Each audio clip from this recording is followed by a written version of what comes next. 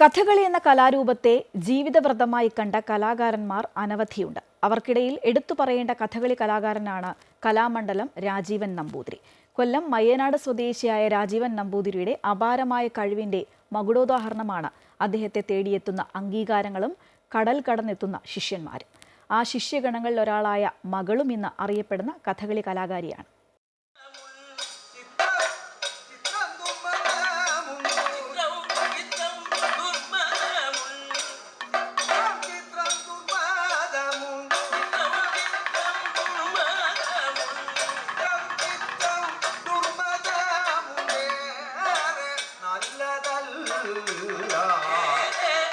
യശശരീരനായ കഥകളി നടൻ മയ്യനാട് കേശവൻ നമ്പൂതിരിയുടെ മകൻ രാജീവൻ പിറന്നു വീണ കാലം മുതൽ കണ്ടും കേട്ടും പരിചയിച്ചത് കഥകളി വേഷങ്ങളും മുദ്രകളുമൊക്കെയായിരുന്നു. അങ്ങനെ ഒരാൾ കഥകളി ലോകത്തേക്ക് പിച്ചവെച്ചതിൽ അത്ഭുതമൊട്ടുമില്ല. അച്ഛനിൽ നിന്നും തന്നെ കഥകളിയുടെ ബാലപാഠങ്ങൾ പഠിച്ചെടുത്തു. അങ്ങനെ അച്ഛനൊപ്പം അരങ്ങിലാടിയതും പലതവണ. കഥകളി ശരിക്കും എനിക്ക് പാരമ്പര്യമായിട്ട് കിട്ടിയതാണ്. എൻ്റെ മുത്തച്ഛൻ കഥകളി നടനായിരുന്നു, അച്ഛനും കഥകളി നടനാണ്. അങ്ങനെയാണ് എനിക്ക് ഈ ബന്ധം വന്നത്. അപ്പോൾ അതുകൊണ്ട് തന്നെ കഥകളിയോടൊരു പ്രത്യേക ഒരു ആഭിമുഖ്യം കുട്ടിക്കാലത്ത് തന്നെ ഉണ്ടായിരുന്നു.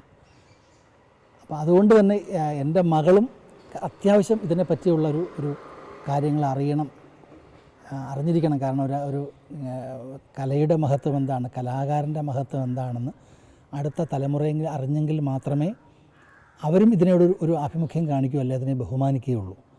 എങ്കിൽ മാത്രമേ കല അടുത്ത തലമുറയിലേക്ക് പകരാൻ സാധിക്കൂ.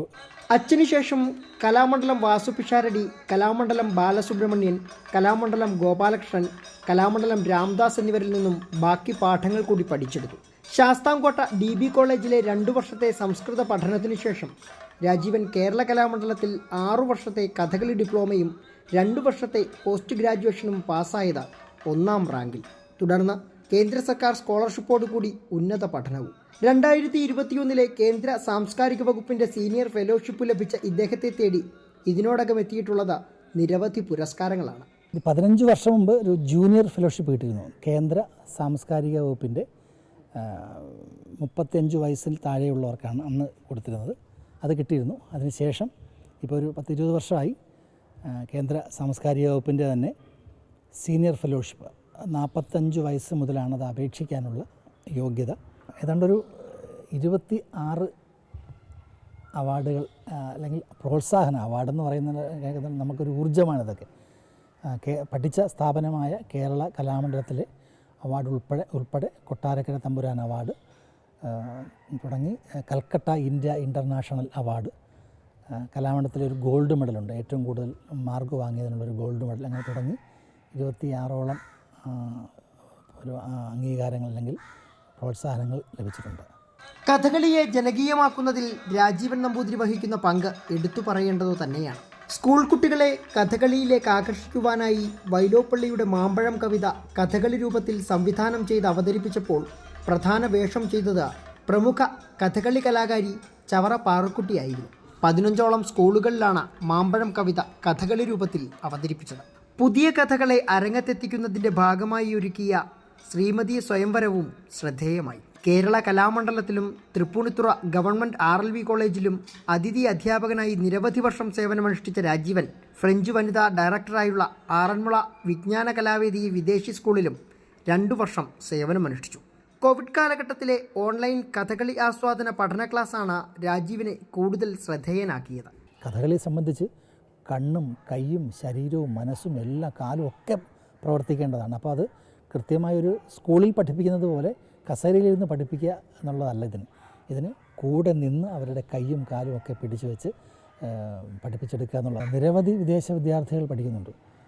അവർക്ക് ഭയങ്കര താല്പര്യമാണ് ഇതിനോട്. കാരണം നമ്മളെപ്പോലെയല്ല, അവർക്ക് അറിയാനുള്ള ആകാംക്ഷ കുറച്ച് കൂടും. അവർക്ക് നമ്മളെക്കൊണ്ട് ചെയ്യിപ്പിക്കുന്നു. ലോകം മുഴുവൻ പടർന്നു കഴിഞ്ഞിരിക്കുന്നു. പ്രത്യേകിച്ച് ഫ്രാൻസ് തുടങ്ങിയ രാജ്യങ്ങളിലാണ് ഇത് കൂടുതലായി.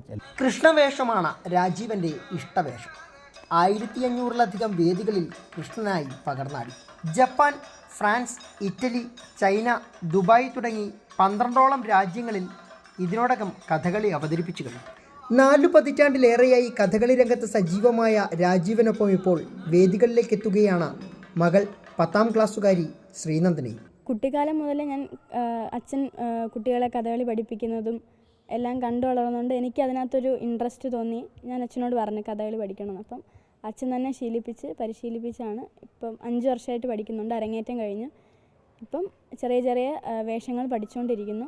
എനിക്ക് ഇഷ്ടമുള്ള കഥാപാത്രം എൻ്റെ അച്ഛൻ ചെയ്യുന്ന കഥാപാത്രം തന്നെയാണ്. എനിക്ക് അച്ഛൻ ചെയ്യുന്ന കൃഷ്ണനെ ഭയങ്കര ഇഷ്ടമാണ്. കഥകളിയിലൊരു രംഗപൂജയുള്ള പുറപ്പാട് ചെയ്യുന്നുണ്ട്. ഇപ്പം ഞാൻ ഭൂതനാമോക്ഷത്തിൽ ഭൂതനയുടെ വേഷം പഠിച്ചുകൊണ്ടിരിക്കുക.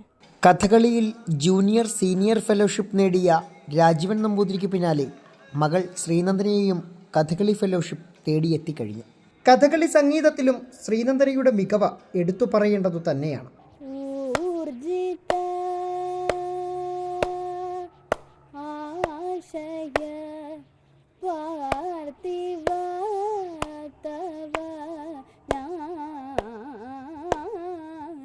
അച്ഛൻ്റെ വഴിയെ നടന്ന ഒരു വലിയ കഥകളി കലാകാരിയായി പേരെടുക്കുകയെന്നതാണ് ശ്രീനന്ദനയുടെയും ലക്ഷ്യം. അനേകം ശിഷ്യസമ്പത്തിലൂടെ കഥകളി സബരിയിൽ വേറിട്ട മാതൃക സൃഷ്ടിക്കുന്ന കലാമണ്ഡലം രാജീവ് നമ്പൂതിരി തൻ്റെ മകൾ ശ്രീനന്ദനയിലൂടെയും കഥകളിയിൽ കലാപാരമ്പര്യം മുന്നോട്ട് കൊണ്ടുപോവുകയാണ്. പ്രതിവാളത്തുകളിനൊപ്പം സുജിത് സുരേന്ദ്രൻ, അമൃത ന്യൂസ്, കൊല്ലം.